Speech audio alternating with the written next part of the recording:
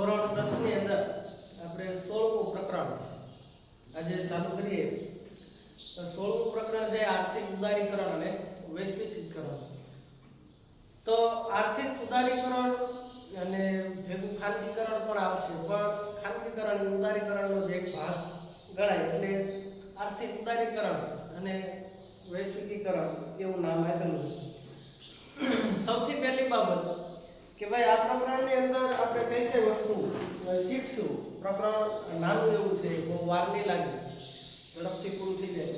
તો સૌથી પહેલી બાબત આમાં જે પાઠ્યપુસ્તકમાં આપેલું છે એ પ્રમાણે જોઈએ તો સૌથી પહેલા છે આર્થિક ઉદારીકરણ।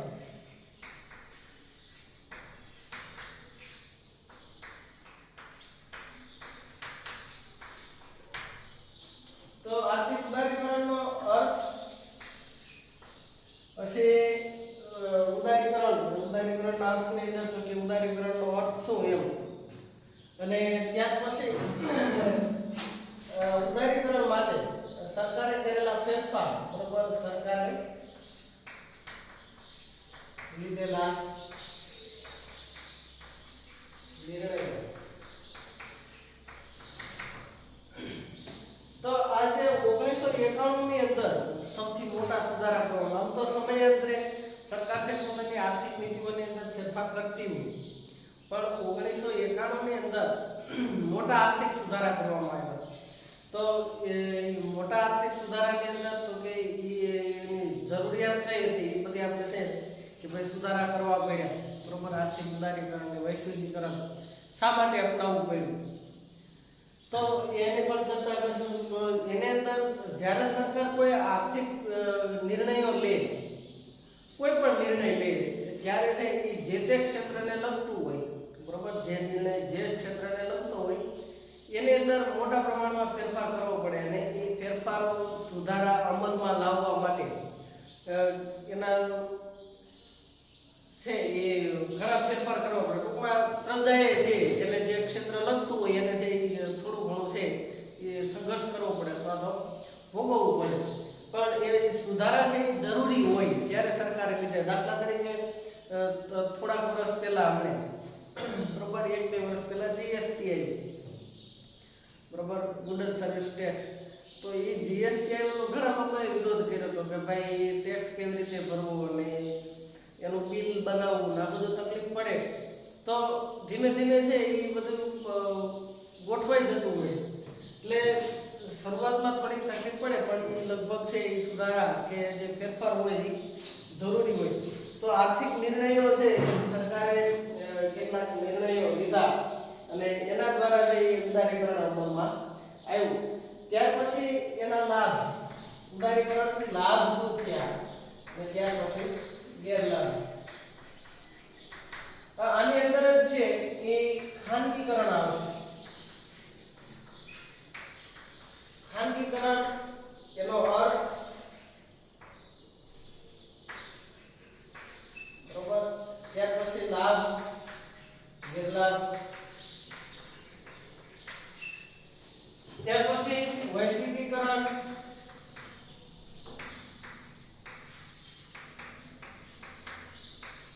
એનો અર્થ, પછી લાભ, ગેરલાભ, આ ત્રણ બાબતો, બરોબર, એનો અર્થ, લાભ અને ગેરલાભ, કયા ક્ષેત્રને લાભ થયો અને ગેરલાભ થયો, નુકસાન થયું। તો આ ત્રણ બાબતો આર્થિક ઉદારીકરણ, ખાનગીકરણ અને વૈશ્વિકીકરણ, એનો અર્થ, લાભ અને ગેરલાભ। આટલી વસ્તુ તમને આવડી જાય તો લગભગ આમાંથી જે ટૂંકા પ્રશ્નો પૂછાતા હોય એ તમને બહુ મૂંઝવે નહીં, કારણ કે ભારપૂર્વક એટલા માટે કહું છું કે આમાંથી છે એ ત્રણેયના લાભ ગેરલાભ છે, એ કેટલાકના લાભ છે એ અથવા તો ગેરલાભ છે એ એકબીજાના સમાન હશે। એટલે પ્રશ્ન એવી રીતે પૂછાય, દાખલા તરીકે વિકલ્પવાળી ખાલી જગ્યા હોય કે એમસીક્યુ પૂછાય કે ભાઈ નીચેનામાંથી ઉદારીકરણનો લાભ કયો નથી અથવા તો નીચેનામાંથી કયો ગેરલાભ છે। તો નીચે તો 4 ગેરલાભ આપેલા હોય વિકલ્પની અંદર, એમાંથી તમારે પસંદ કરવો હોય, બરોબર, સાચો પસંદગી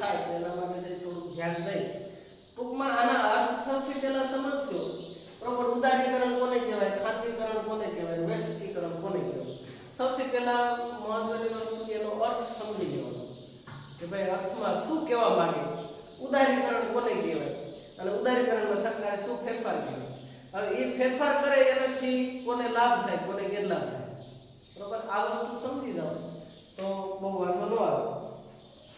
ત્યાર પછી આજે વૈશ્વિકીકરણને કારણે, બરોબર, વિશ્વ વ્યાપાર સંગઠનની અંદર છે ભારત સભ્ય બન્યું, તો એમાં વિશ્વ વ્યાપાર સંગઠનનો પણ આપણે અભ્યાસ કરશું.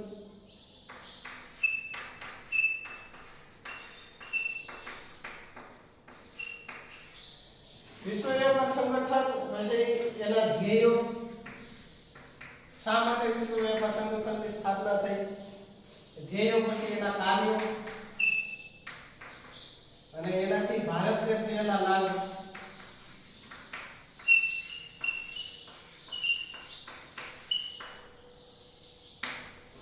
વિશ્વ વ્યાપાર સંગઠનથી ભારતને થયેલા લાભ. વિશ્વ વ્યાપાર સંગઠનમાં જોડાવાથી ભારતને કયા કયા લાભ થયા. ત્યાર પછી છે અગત્યની વ્યાખ્યા ટકાઉ વિકાસ.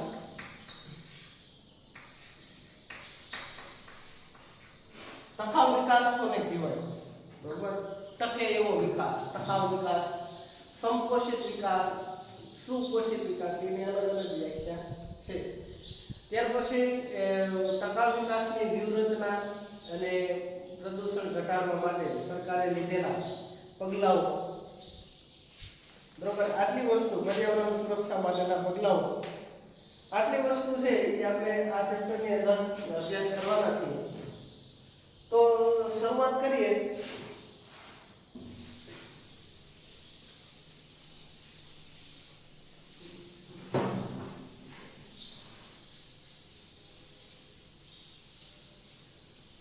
તો પાઠ ચાલુ કરીએ એટલે પહેલા થોડીક આની ચર્ચા કરીએ કે ભાઈ આર્થિક સુધારાની જરૂરિયાત શા માટે હતી.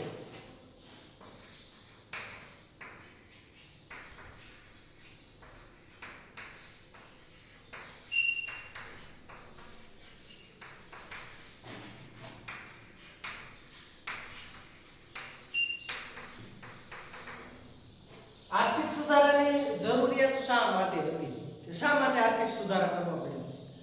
હવે આર્થિક સુધારાની જરૂરિયાત એટલા માટે હતી, તમે કદાચ આપણે 17મો પાઠ, બરોબર, આર્થિક સમસ્યાઓ અને પડકારો, ગરીબી અને બેરોજગારી, એ યાદ કરો અને એની અંદર છે એ ગરીબી નિવારણની વ્યૂહરચના હતી. તો એની અંદર વ્યૂહરચનાની અંદર આપણે શરૂઆતની અંદર એક બે વ્યૂહરચના જોઈ હતી કે ભાઈ પાયાના અને મોટા ભારે ઉદ્યોગો હોય ને એને મહત્વ આપ્યું અને એને કારણે મોટા ઉદ્યોગો છે એને લાભ થયો, નાના ખેડૂતોને છે એનો લાભ મળ્યો નહીં, બરાબર. અને જે વિકાસની વ્યૂહરચના હતી એ નિષ્ફળ નીવડી.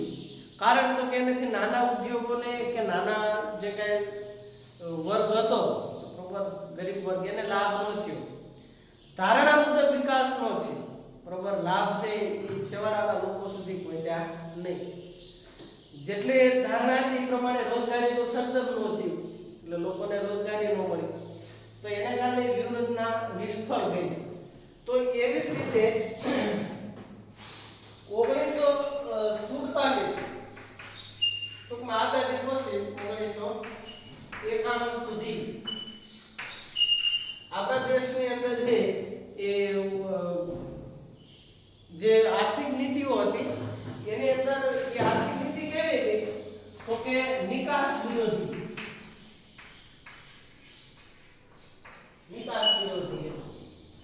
નિકાસ પર નિયંત્રણ હતા, અંકુશો વધારે હતા, બરાબર. વિદેશમાં વેચો, આયાત નિકાસમાં ખબર પડે ને, આયાત કોને કહેવાય, નિકાસ કોને કહેવાય, બરાબર. આપણી વસ્તુ, ભારતના પેદા થયેલી વસ્તુ વિદેશમાં વેચાય એને નિકાસ કહેવાય અને વિદેશની વસ્તુ ભારતમાં, બરાબર, વિદેશી વસ્તુઓની ખરીદી શું કહેવાય, આયાત, બરાબર. અને દેશની વસ્તુ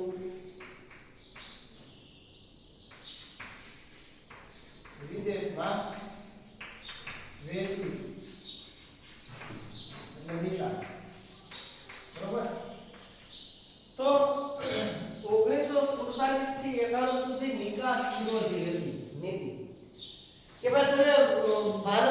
વસ્તુ છે એ ભારતમાં જ વેચો, બરોબર.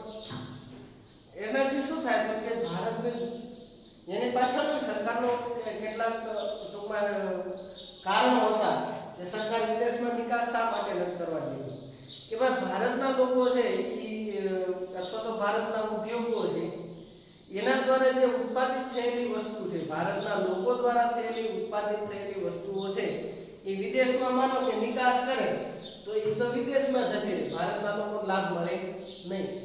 દાખલા તરીકે આપણા દેશનું ખેતીનું ઉત્પાદન હોય, ડુંગળી હોય, મગફળી હોય, કપાસ હોય, એને તમે વિદેશમાં વેચી દો તો ભારતના જે કાપડ ઉદ્યોગો હોય, ભારતના જે લોકો હોય એને જે કઈ આ વસ્તુ જોતી હોય તો એને મળે નહીં, મોંઘા ભાવે મળે, બરોબર. કે વસ્તુની અછત થાય એટલે વસ્તુના ભાવ વધે.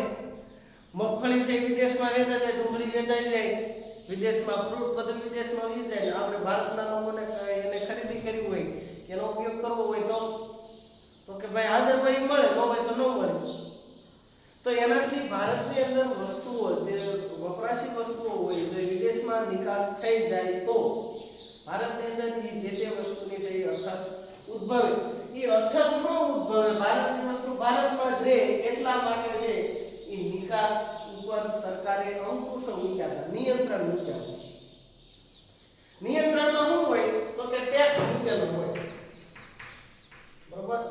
એની ઉપર ટેક્સ મૂકેલો, ટેક્સ વધારી દે એટલે છે એ વસ્તુ જે વેચનારા હોય એને એમાંથી જે કઈ લાભ મળે એ લાભ ઓછો મળે, કારણ કે લાભ મળતો એમાંથી અમુક ટકા તો એને ટેક્સ ભરવો પડે, ટેક્સ ભરવો પડે એટલે એને જે લાભ મળતો હોય એની કરતાં દેશની અંદર જ વેચે તો ટેક્સ ઓછો ભરવો પડે અથવા તો ન ભરવો પડે, તો એનાથી એને લાભ વધારે મળે. ત્યાર પછી આપણા દેશની અંદર 1947 પછી જે ઉદ્યોગોનો વિકાસ કરવાનો હતો તો એના માટે ઔદ્યોગિક મશીનરી, બરોબર, અને જે કાંઈ ટેકનોલોજીની જરૂર પડે એને આયાત કરવી પડે, કારણ કે કેટલીક ટેકનોલોજી એવી છે જે આપણે જાતે વિકસાવી નહોતા શકતા એ સમયે, અથવા તો હજી અમુક એવી ટેકનોલોજી હોય કે વિદેશથી આયાત કરવી પડતી હોય તો એ ટેકનોલોજી મોંઘી હોય. આપણે જે અમુક વસ્તુ જે ફરજિયાત, દાખલા તરીકે પેટ્રોલિયમ છે ફરજિયાત આપણે આયાત કરવું પડે, તો ઘણી એવી ચીજો હોય કે ફરજિયાત આયાત કરવી પડે. તો એનાથી શું થાય તો કે નિકાસ ઓછી અને આયાત વધારે. હવે તમે નિકાસ ઓછી કરો અને આયાત વધારે કરો એનો મતલબ શું થયો? નિકાસ કરવી એટલે વેચાણ વધારે, નિકાસ કરે વેચાણ ઓછું અને આયાત એટલે ખરીદી વધુ, બરોબર. ખરીદી વધુ થાય, વેચાણ ઓછું થાય, બરોબર. વેચાણ ઓછું થાય, ખરીદી વધુ થાય. વેચાણ ઓછું એટલે આવક ઓછી, આવક ઓછી, બરોબર. ઓછી આવક કે ખરીદી વધુ થાય તો આપણે વસ્તુ કેવી રીતે લેવી પડે? બાકીમાં. બાકીમાં કોઈ દે કેટલો ટાઈમ લે? એટલે ટૂંકમાં આપણી આયાત ઓછી, આયાત વધી ગઈ અને નિકાસ ઓછી થઈ ગઈ એટલે વેપારમાં અસમતુલા ઊભી થઈ અને સરકાર પાસે ધીમે ધીમે છે એ નાણાં છે ખૂટવા માંડ્યા, ઘટવા માંડ્યા. એક સમય એવો આવ્યો ભાઈ એની પાસે એક અઠવાડિયું હાલે એટલા જ નાણાં લઈ જાય, બરોબર. પછી વધારે નાણાં હતા નહીં તો હવે શું કરવું? એટલે સરકારે લોન લેવાનું વિચાર્યું કે ભાઈ આપણે વિશ્વ બેંક પાસેથી છે લોન લઈ લઈએ અને પછી ધીમે ધીમે છે એ પછી આપી દઈશું. એટલે વિશ્વ બેંક પાસેથી લોન લેવાનું તો વિશ્વ બેંક એમ કીધું ભાઈ તમારી આર્થિક નીતિ એવી, કોઈ વ્યક્તિ હોય એ કોઈ પાસે નાણાં ઉછીના લેવા જાય, બરોબર, લેવા જાય તો સૌથી પહેલા પૂછે ભાઈ તું કામ શું કરે છે, બરોબર. કામ તો પૂછે ને કે ભાઈ ઉછીના નાણાં, દાખલા તરીકે બેંક પાસે તમે લોન લેવા જાવ તો સૌથી પહેલા પૂછે તમારે લોન શેના માટે જોઈએ છે, બરોબર, કે ભાઈ 4 વ્હીલ માટે, મકાન માટે કે મોટરસાઇકલ માટે. પછી પૂછે કે તમે કામ શું કરો છો, નોકરી કરો છો, ખેતી છે? કારણ તો કે ભાઈ તમે કામ કરતા હશો તો લોન અમને પાછી આપશો, તો નાણાં પાછા આપશો.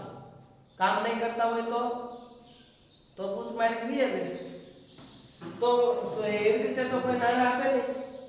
એટલા માટે છે એ સરકાર વિશ્વ બેંકે એમ કીધું ભાઈ તમારી નીતિ એવી છે એટલા માટે અમે લોન આપીએ નહીં. કારણ કે ભાઈ તમારી નીતિ નિકાસ વિરોધી છે. તમે નિકાસ નહીં કરો બરોબર, ભારતની નિકાસ નહીં વધે તો તમારી પાસે આવક નથી થવાની. આવક નથી થવાની તો લોન કેવી રીતે ભરશો? તમે નકરી આયાત જ કરો બરોબર, વધારે પડતી આયાત ને નિકાસ ઓછી તો ફરી વખત તેનું થઈ જાય, ફરી વખત નાણાં ખૂટી જાય. ત્યારે તો એના માટે તો કે ભાઈ તમે આર્થિક સુધારા અપનાવો અને એને સલાહ આપી કે ભારત છે એ આવા પ્રકારે સુધારા કરે તો અમે લોન આપી. કેવા સુધારા? તો કે ઉદારીકરણ, કે ભાઈ તમે કેટલા અંકુશો મૂક્યા છે બરોબર. એ અંકુશો કયા હતા? તો કે અમુક ઉદ્યોગોની અંદર સરકારે ખાનગી ક્ષેત્રને પ્રવેશવાની મનાઈ હતી બરોબર. સરકારે મના કરવાની ભાઈ અમુક જે ક્ષેત્રો છે એને અંદર ખાનગી ક્ષેત્રે પ્રવેશવું નહીં, એ સરકારી ઉદ્યોગ બરોબર. ત્યાર પછી કેટલાક ઉદ્યોગો ઉપર છે એ પરવાના પ્રથા, લાયસન્સ લેવું પડે ને આવું બધું હતું અને ઝંઝટ વાળું કામ હતું. એટલે ઉદ્યોગોના જે સાહસિકો હોય, અમુકને ઉદ્યોગ સ્થાપવાનો હોય, શોખ હોય તો એ ઝંઝટને કારણે અથવા તો ભ્રષ્ટાચારને કારણે છે એ સ્થાપી નહોતા શકતા. ત્યાર પછી વિદેશી જે રોકાણ થતું એ રોકાણ પણ ઓછું થતું. વિદેશી મૂડી રોકાણ આપણા દેશના ઉદ્યોગોની અંદર થતું એ ઓછું થતું અને એની અંદર પણ છે એ સરકારનો હસ્તક્ષેપ હતો. ધીમે ધીમે આ બધી વસ્તુ હળવી કરી એટલે છે ઉદ્યોગો સ્થપાવવા માંડ્યા, ઉદ્યોગોને વેગ મળ્યો, વસ્તુઓ છે એ વિદેશમાં વેચાવા લાગી, આયાત વધી ગઈ, નિકાસ વધી ગઈ અને એને કારણે છે ધીમે ધીમે છે નિકાસમાં વધારો થયો. તો શરૂઆત કરીએ તો એની અંદર સૌથી પહેલા છે આર્થિક ઉદારીકરણ.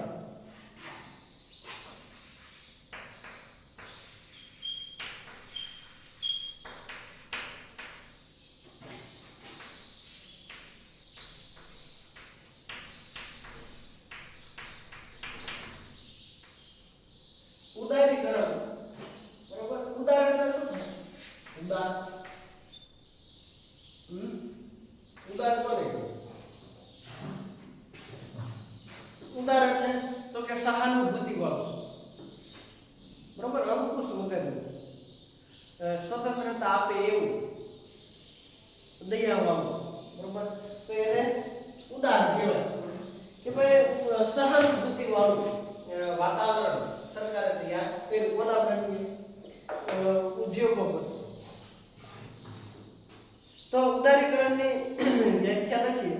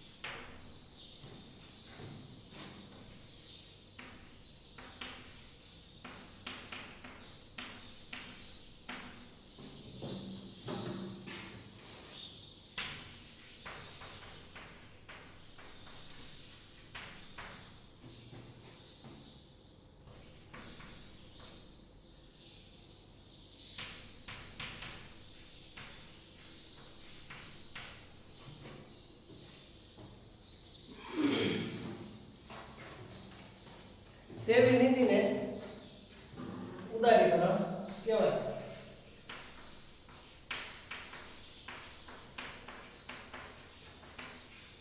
હવે આની અંદર વ્યાખ્યાની અંદર જોશો કે સરકાર ઔદ્યોગિક નીતિ દ્વારા ખાનગી ક્ષેત્ર પરના અંકુશો અને નિયંત્રણની અંદર ઘટાડો કરે ક્રમશઃ અને ઉદ્યોગોનો વિકાસ થાય, બરોબર, એને પ્રોત્સાહન મળે એવા પ્રકારની નીતિ પ્રોત્સાહિત કરે એવી નીતિને ઉદારીકરણ કહેવાય.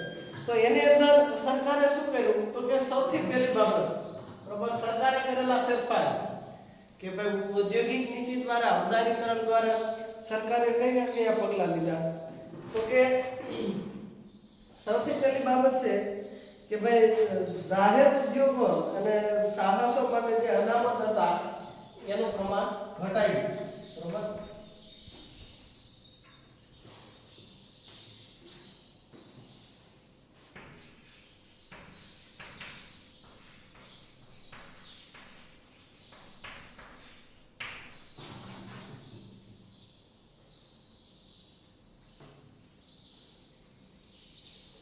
અઢાર ઉદ્યોગો જાહેર સાહસો માટે અનામત હતા તે સિવાયના અને અન્ય ઉદ્યોગો માટે પરવાના પ્રથા નાબૂદ કરવામાં આવી.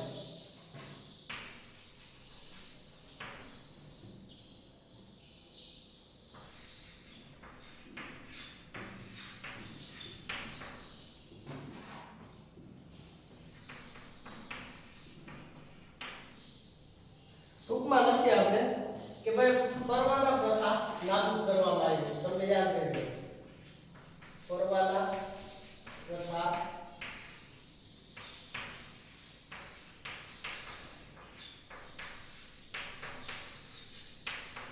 પહેલા કોઈ પણ ઉદ્યોગ સ્થાપવો હોય તો એના માટે છે એ પરવાનો લેવો પડે. ઉદ્યોગ સ્થાપવા માટે ટૂંકમાં લાયસન્સ લેવું પડે, બરોબર. કોઈ પણ ઉદ્યોગ સ્થાપવો હોય તો લાયસન્સ લેવું પડે. દાખલા તરીકે તમારે ખાદ્ય ઉદ્યોગ, બરોબર, અથાણા ઉદ્યોગ હોય, એ બિસ્કિટ બનાવવા હોય તો એવા ખાદ્ય ચીજો માટે તમે ઉદ્યોગ સ્થાપવા માંગતા હોય તો એનું લાયસન્સ લેવું પડે, બરોબર. અને એની અંદર સરકારે એવું બધું પૂછ્યા રાખે, એવા પુરાવા માગે, તમને થાય અમારો ઉદ્યોગ નથી સ્થાપવો. તો ટૂંકમાં સરકારની નીતિ થોડી વધારે અંકુશિત હતી, બરોબર. કારણ કે પૂછે ને કે ભાઈ તમે ખાદ્ય ઉદ્યોગ સ્થાપો તો તમે જે કઈ ચીજ બનાવશો એ કેટલો ટાઈમ હાલશે, બરોબર. પછી એમાંથી જે પ્રદૂષિત પાણી છે એને ક્યાં નાખશો ને એનું શું કરશો, આ બધી જે નીતિ હોય. કારણ કે પ્રદૂષણ અટકાવવાનું, તો આવી બધી બાબતો તમારું ઉદ્યોગનું સ્થાન ક્યાં છે, આજુબાજુ વસાહતો છે કે નહીં, ટૂંકમાં આવું બધું હોય તો એના માટે જે પરવાના પ્રથા હતી એ નાબૂદ કરવામાં આવી કે ભાઈ પર્યાવરણને નુકસાનકારક હોય ને એવા ઉદ્યોગને તે પરવાનો લેવાનો, બાકી બધાને હાલે. ખાલી સામાન્ય કલેક્ટરને લગભગ અરજી કરવી પડતી, એવું શું પ્રોસેસ હોય નથી ખબર, પણ નાના એકમો હોય એના માટેની જે પહેલાં જેવી જે પ્રક્રિયા હતી ઉદ્યોગ સ્થાપવા માટેની એ છે એ હળવી કરવામાં આવી. ત્યાર પછી રેલવે, અણુ અને સંરક્ષણ, અણુ અને સંરક્ષણ એટલા જ અનામત રાખવામાં આવ્યા. એની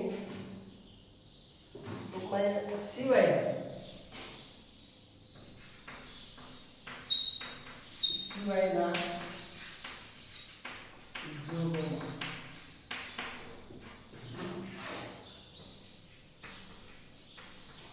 ખાનગી ક્ષેત્રે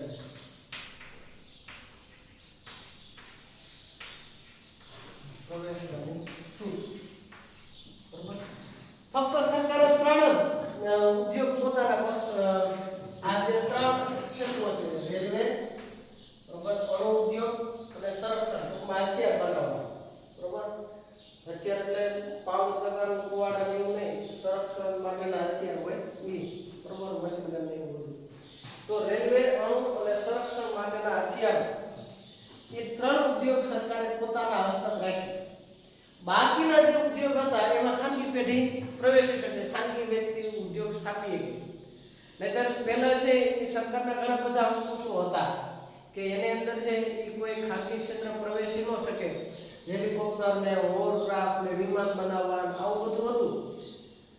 તો એ બધા ઉદ્યોગો છે ખાનગી ક્ષેત્ર માટે એનામાં એમાં તમારે કોઈ ઉદ્યોગ નહીં સ્થાપવાનો, સરકાર જ ચલાવશે.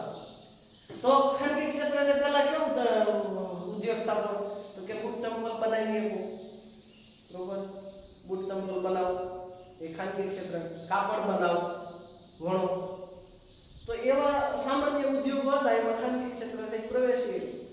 હાબુ બનાવીએ પણ એ તો પર્યાવરણને પ્રદૂષણનું એમાં કેમિકલ ને એવું વપરાય તો એમાં તો પરવાના પ્રથા આખરી થઈ જાય, બરોબર, 1991 પહેલા.